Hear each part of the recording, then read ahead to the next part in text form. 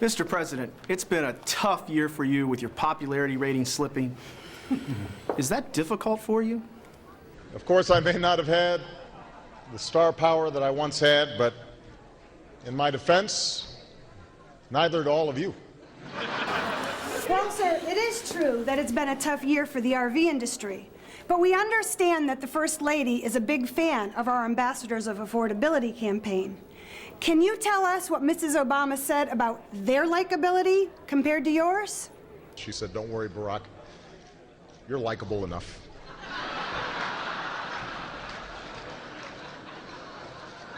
Which made me feel better. Mr. President! Mr. President! Mr. President! I have a question for President Bush. Mr. President, unlike Congress, staying within our budget constraints, we were able to produce an entire new series of TV commercials. How many of these new TV spots have you seen, Mr. President? 1, 2, 3, 4. Yes, sir, there were 4 spots. How would you explain why the ads caught on so well in 2010? It's hard for me to explain why that was the case. Just take my word for it.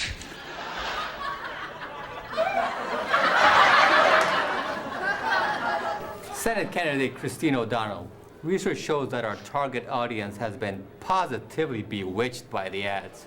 What do you have to say about that? I'm not a witch. Okay. But which spot do you like the best? I'm not a witch. Okay, President Bush, same question. 1, 2, 3, 4. Right. Moving on from that, President Bush, I have a few follow-up questions for you regarding your recall of our 4 spots. I'd like to stay here all day, but I gotta go to Vegas. Vegas? But we were hoping you'd at least stay for lunch. Are you having burritos for lunch? No. President Obama. My brother. No burritos, but will you be joining us for lunch? Adios, amigos. I'll take that as a no. Thank you, Mr. President.